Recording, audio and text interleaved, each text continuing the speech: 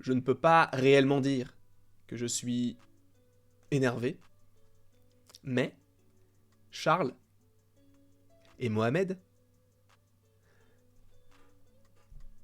je suis quelqu'un d'assez violent, voilà. Pourquoi, tu me diras, autant de virulence de ma part? Je suis là. Tu me diras, il y a pire comme endroit. Je suis dans mon sous-sol, il fait frais. Bon, il n'y a pas de fenêtre, mais il fait frais. J'ai un décor, voilà, que je trouve plutôt sympathique. Je fais des vidéos, je travaille, je gagne des petits sous, c'est super. Mais eux, ils sont à New York. Je vois leur story. Ne m'obligez pas à vous mettre en sourdine, d'accord? Dans quelques jours, avec Mathéo et Terry, on va les rejoindre pour plus ou moins de jours là-bas à New York. Donc il est possible par ailleurs que vous ayez des petites vidéos avec un changement de décor, puisque je serai à New York pour 5 jours à peu près. Oui, c'est très peu. Mais vous m'énervez avec vos stories et tout ça, d'accord? Et en plus, il y a d'autres personnes chères à mon cœur qui sont également en voyage. Et pareil, de les voir là-bas et de me voir ici, en pull, casquette, lunettes et caleçon, et chaussons. Mais bref, en tout cas, calmons-nous, c'est un samedi matin, on est là pour passer un bon moment. L'introduction a été très longue, il y aura une... Tu sais, ça sera séquencé pour ceux qui ne voudraient pas voir justement tout ceci. Mais parlons un petit peu de la phase 4. La phase 4, de Black Widow à Black Panther Wakanda Forever. Même si, pour le coup, vu qu'on n'a toujours pas vu ce programme-là, et que pour l'instant, She-Hulk, à l'heure où je tourne cette vidéo, nous n'avons qu'un seul épisode, je ne vais pas en parler non plus. Et je vais parler que de certains programmes qui ont justement une ampleur. Parce que pour l'instant, dans le MCU, en tout cas par rapport à la phase 4, il y a beaucoup de gros événements qui sont arrivés. Et si on avait été en vie sur cette terre-là, je peux te dire que beaucoup d'entre nous ne seraient toujours plus là. Enfin, toujours plus là. En gros, beaucoup d'entre nous ne seraient plus de ce monde. Avec toutes les catastrophes qui sont arrivées, hein, bien sûr. Mais on va y aller de manière un peu séquencée. On va commencer avec ce petit film. Alors évidemment, attention, spoiler. Si tu n'as rien vu de la phase 4 ou si tu as un film qui te manque dans la phase 4, je t'invite tout de suite à quitter la vidéo parce que je vais te spoiler à mort, d'accord? Bref, Black Widow.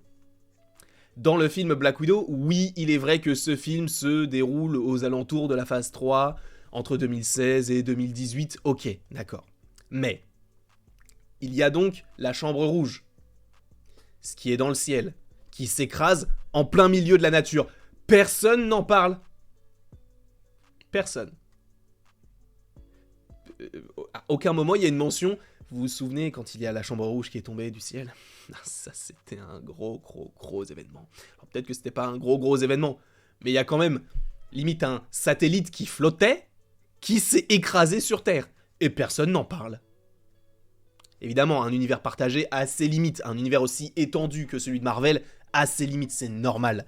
Mais c'est vrai que vous allez voir qu'au fur et à mesure, ça va prendre une certaine ampleur, puisque nous passons directement à Shang-Chi. Alors, pour Shang-Chi, c'est un petit peu différent. Pourquoi est-ce que j'ai mis cette image-là et non l'image des dragons? Parce que l'image des dragons est dans la, entre guillemets, dimension Talo. Donc, c'est, entre guillemets, pas forcément connu de tout le monde, même si, bon, Shang-Chi et Cathy en parlent à leurs amis et on peut supposer que ça va parler, etc. Mais les gens ne l'ont pas vu, ce combat-là, sauf les gens qui y étaient présents.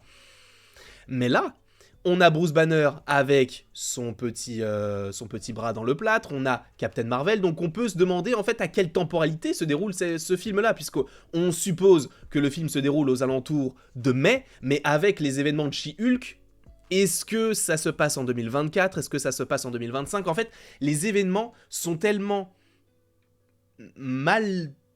Enfin, pas mal... mal positionnés en termes de chronologie, mais c'est vrai que c'est un peu compliqué de s'y retrouver, de savoir quel film et quelle série est avant tel film ou telle série, et c'est un petit peu dommage. Donc Shang-Chi, évidemment, je vais pas parler des dragons, parce que c'était pour un petit club restreint, hein, des gens de Talo, mais c'est vrai que t'as des choses qui font que, bah, est-ce que, par exemple, cette scène-là, même si on en a possiblement déjà parlé, ou alors on va en parler, je ne sais pas, à l'heure où je tourne cette vidéo, j'ai toujours pas tourné la vidéo, mais concernant la temporalité de She-Hulk, bah on se pose encore des questions. Donc est-ce que tous les événements de She-Hulk se passent avant Shang-Chi, pendant Shang-Chi ou après Shang-Chi? C'est un peu compliqué, donc la temporalité et aussi les événements font que la phase 4 est très bonne, hein, individuellement, mais quand tu vois ça avec un prisme de... Oula. J'ai fait tomber quelque chose.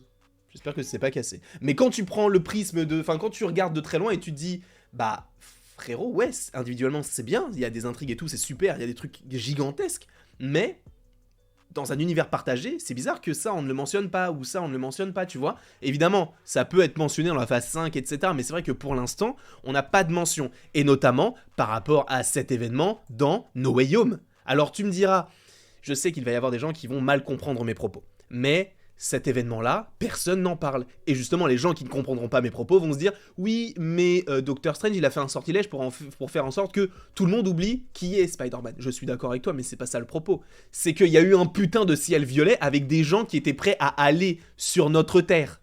Et ça n'a pas été effacé de la mémoire collective. C'est uniquement le fait que Spider-Man...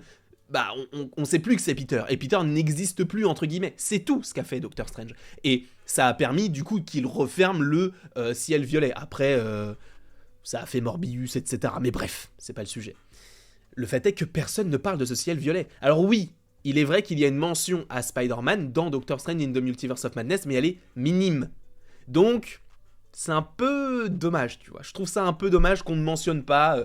le genre, tu sais, par exemple, dans le trailer de Black Panther, mais je dis le trailer de Black Panther, mais aussi dans le film Black Panther, donc sorti en 2018, tu as le personnage donc de Everett Ross, qui est joué par Martin Freeman, qui est en train d'interroger le personnage de Ulysses Klaue, et lui dit « J'ai vu des aliens tomber du ciel, j'ai vu telle chose, telle chose, telle chose », et en fait, ça fait référence à des choses qu'on a déjà vues dans le MCU. Avengers, Captain America, le Soldat de l'Hiver, bref, il y a plein de choses. Un dieu qui tombe du ciel, ça fait référence à Thor. Et là, le fait est qu'il n'y a plus vraiment de ce genre de mention. Alors, est-ce que ça arrivera par la suite? Je pense que oui, en tout cas je l'espère, pour avoir une certaine continuité et un certain fil rouge, mais c'est vrai que, de très loin, c'est un petit peu dommage de ne pas avoir totalement des connexions, même sur des événements minimes qui peuvent, justement, relier les films les uns entre les autres. Et ça, c'est un peu dommage. Donc le ciel violet, les gens s'en souviennent, mais ils ne se souviennent pas que Peter Parker est Spider-Man. C'est uniquement ça dont ils ne se souviennent pas. Après... Évidemment, alors ça c'est un petit peu plus complexe parce que je n'ai pas revu la série depuis, donc peut-être que je vais me tromper là-dessus, donc ça j'y mets peut-être des guillemets, mais Moon Knight, t'as des dieux qui s'affrontent en géants de la taille de la pyramide. Et personne n'en parle. Alors, il est vrai que sachant qu'on ne voyait pas les créatures qui ressemblaient à des loups, peut-être que ça non plus, ils ne le voient pas, ça je m'en souviens plus vraiment, mais le fait est que même si ça ils ne le voient pas, les gens qui sont en Égypte, ils ont vu qu'il y a Khonshu qui a fait tu sais, tous ces pouvoirs là pour revenir à la constellation et tout. Les gens ont vu ça et personne ne s'en soucie, personne ne se dit, tu te souviens quand le ciel il a changé, tu sais, en 2025 ? Personne ne le fait. C'est un peu dommage. Alors j'en demande peut-être beaucoup, et en fait je demande rien du tout, sauf si, enfin... ne serait-ce qu'un tout petit truc en se disant « Ah oui, c'est peut-être connecté à ça », et du coup là, on arrive vraiment à savoir déjà à quelle temporalité, enfin à quel moment c'est, et bah du coup d'arriver à de classer les différents programmes de manière chronologique, et aussi qu'il y ait des mentions pour que les événements qui se déroulent dans un film peuvent avoir possiblement des répercussions, même orales, dans un autre programme. Et là, pour le coup, pour l'instant, ce n'est pas le cas, hormis le fait Peter Parker, Doctor Strange, tout ça, Spider-Man, ok, ça je veux bien. Après, bon, à moindre échelle, dans la ville de New York, dans Doctor Strange 2, on a Gargantos qui arrive. Bon, ça, il n'y a toujours pas de mention, mais de toute façon, c'est pas forcément ultra utile. Et vu que le film vient de sortir, entre guillemets, bon, il n'y a pas de mention et ce n'est pas très très grave. Par contre, tu sais très bien de quoi je vais parler là. Et c'est surtout par rapport à cet événement-là que il faut se poser des questions, les gars. Parce que je veux bien qu'on mentionne pas forcément la chambre rouge, je veux bien qu'on mentionne pas forcément le ciel violet, même si bon, ça c'est un peu gros. Je veux bien qu'on mentionne pas forcément les dieux qui sont géants, même si ça c'est un petit peu gros également. Mais comment ne pas évoquer Tiamat? C'est pas un truc qui se cantonne à un pays, ça se cantonne au monde. C'est un céleste qui sort de la Terre. S'il sort totalement, la Terre explose. Personne n'en parle. Et c'est un peu dommage. J'aurais kiffé que justement on se dise « Ah mais tu te souviens quand Tiamat, quand il y a le céleste qui est sorti de la Terre ?» Il n'y a aucune mention à ça. Et je trouve que c'est dommage. Parce que, après évidemment peut-être que l'occasion ne s'est pas présentée. Peut-être que dans, je dis n'importe quoi, mais peut-être dans She-Hulk qu'on en parlera. Peut-être que dans Black Panther Wakanda Forever on en parlera également. Mais c'est vrai que mais même comment est-ce qu'ils ont pu enlever tout ça de la surface de la Terre, parce qu'il dépasse de la Terre, et il est en marbre. Comment est-ce qu'ils ont réussi à tout couper? Parce que, en fait, je sais plus dans quel film exactement, mais qui se passe après, on voit la Terre vue du ciel, et la Terre n'a plus de Tiamat qui sort. Donc ça veut dire que vraiment, il a été rasé, entre guillemets. Je veux voir ça. Enfin, voir non, mais en tout cas l'entendre ou comprendre un petit peu comment est-ce que ça s'est fait. Et on ne l'a pas encore, alors peut-être qu'ils vont attendre Eternals 2, j'en sais rien du tout. Mais c'est vrai que là, en fait, il y a tellement d'arcs différents que les connexions sont présentes, évidemment, mais pour ce genre d'événements qui sont quand même assez gros, il n'y a pas de mention, et c'est un petit peu dommage parce qu'on perd un petit peu de l'essence de ce qu'on avait dans la phase 2 ou de la phase 3. Alors, c'est pas dommageable du tout, je kiffe la phase 4, pour moi c'est une des meilleures phases. Pour moi ça fait 3, 4, 2, 1, voilà. Pour moi c'est ça. Parce que y a eu énormément de choses, de nouvelles choses qui se sont faites et qui ont été hyper intéressantes, Shang-Chi et Eternals pour ne citer qu'elles. Mais je trouve que c'est génial, mais c'est le petit bémol que je mettrais, c'est que, bah, il y a des scènes, comme surtout la scène Eternals, où tu te dis, les gars, il y a un titan qui est sorti de la Terre, et personne n'en parle. Mais bon, ce sont des choses qui arrivent, ça peut être compliqué après aussi de l'évoquer, enfin d'évoquer toutes ces choses-là dans les différents programmes, parce que bah, il faut assurer aussi une certaine continuité, mais il faut aussi que le programme se concentre surtout sur le personnage par rapport auquel justement on a ce programme-là, comme She-Hulk ou peu importe. Il faut surtout que ça reste un programme du nom du perso, plutôt que un programme qui a des mentions de tout. Même si en soi ils peuvent très bien l'équilibrer, on le verra avec les différents épisodes de la série She-Hulk. En tout cas, j'espère que tu as apprécié cette petite vidéo. N'hésite surtout pas à l'aimer, à la partager, à la commenter et à t'abonner. Cela me ferait évidemment extrêmement plaisir. Et après toute cette longue vidéo, il ne me reste plus qu'à te laisser sur l'outro éclaté et à te dire à la semaine prochaine. Non, j'ai oublié mon outro. À la prochaine pour la prochaine.